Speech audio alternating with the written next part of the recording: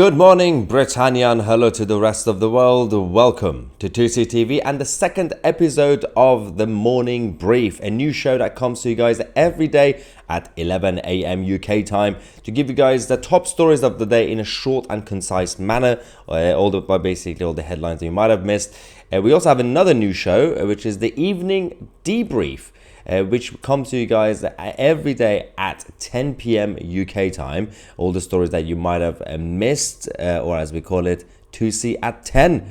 Where again, we'll just give you guys all the top stories in a short and concise manner. Let's talk about this. Of course, as usual, our live streams and breaking news will continue throughout the day anyway. Today, we're going to talk about a number of issues. First, RFK Jr. is apparently dropping out. We will be talking about this because he might be coming out to support Donald J. Trump. We're also going to be talking about the police force in Greater Manchester as we are getting closer to this year's Saturday Pride Parade in Manchester, because apparently things are changing for the police again. Now we're going to go to Donald Trump, as well as he's made an announcement in regards to those who have lost their jobs in the military because of the health mandates in 2021 and 2022. And of course, we have to cover what our Foreign Secretary David Lamie has been doing with his relationship with China. And finally, the Muslim Women for Kamala Harris. There's a bit of a divorce going on between the two groups. Okay, let's talk about what we know. RFK Jr., who's been the independent candidate, of course, historically speaking, a Democrat, but slightly less crazy and less left-wing, is going to be making an official announcement this Friday, tomorrow, the 23rd of August in Arizona. And last night there were a lot of rumors that he's actually dropping out, and his team have been briefing the press and media that he might be coming out to support President Trump. He's come out to actually say that America is lucky it's not in a civil war right now. Yet we are in a kind of cold civil war. What is this experiment we call America? Well, let us look back and remember who we are and how our greatest leaders like Abraham Lincoln comported themselves in the face of civil war. We must realign ourselves with the founding spirit of our nation, according to RFK Jr. And Donald Trump and his team were also approached in regards to this, saying that actually they might be considering a cabinet role for RFK Jr. But of course, we'll keep you guys posted on that tomorrow. Now, let's go to the next headline and topic that we have. It's about this weekend. In case you don't know, there's going to be a Pride, LGBT Pride parade in Manchester. Greater Manchester Police have been told not to wear Pride badges and not to customize their uniforms and not to participate in the parade in general.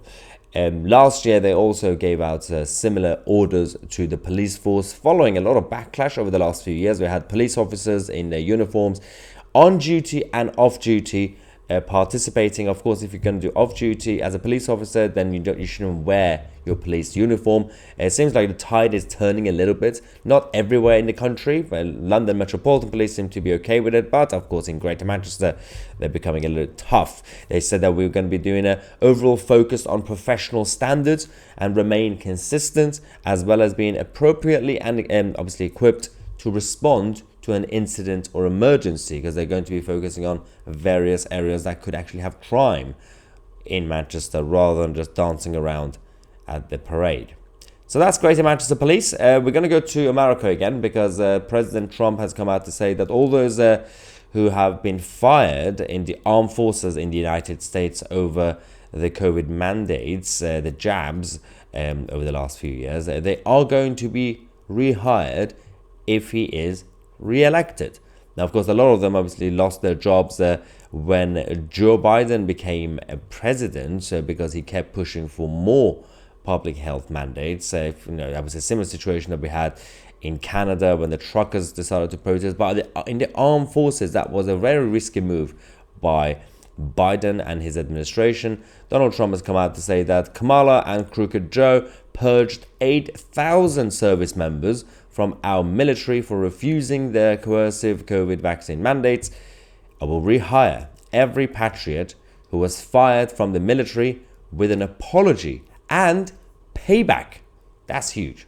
So, of course, we'll keep you guys posted on that as well. Now, our Foreign Secretary, David Lamie, has a special relationship with China. Despite his promises, he lied on China.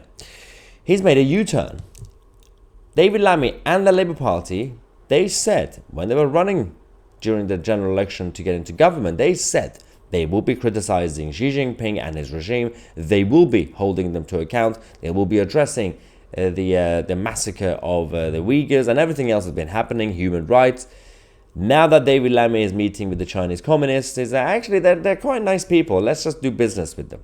Now, the Foreign Office officially has come out to say, we are playing a leading role in pressuring China to improve its human rights records and seize the repression of the Uyghur people in Xinjiang. Hang on.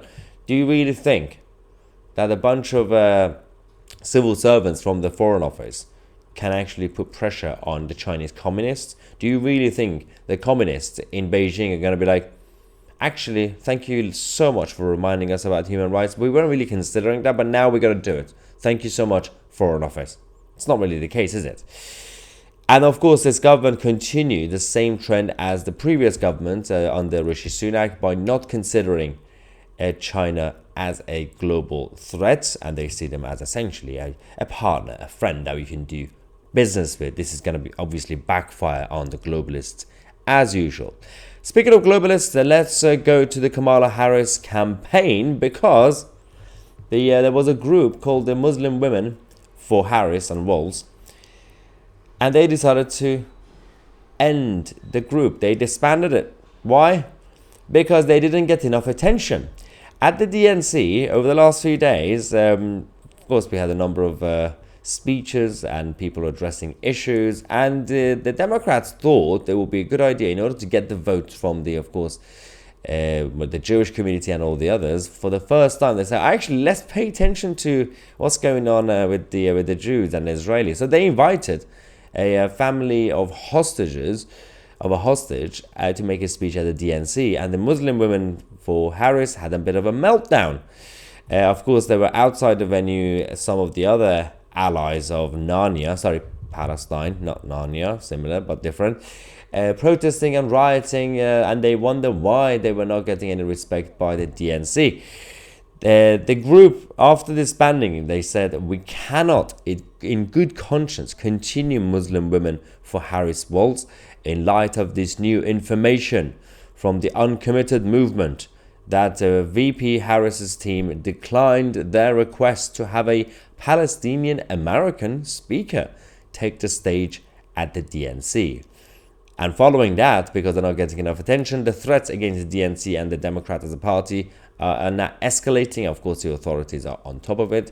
Imagine supporting a group that would only be nice to you when you give them attention. If you don't give them attention, then you're going to get death threats. Not really sure that's a good relationship. Anyway, ladies and gentlemen, this was our top stories for the day. As I said, of course, this show comes to you guys every day at 11 a.m. UK time. And we also have the evening debrief, or Tousi at 10, every day at 10 p.m. UK time. And throughout the day, we'll continue our live streams and breaking news on major events across the world. Thank you so much for watching. I'm Tousi, and we are the media.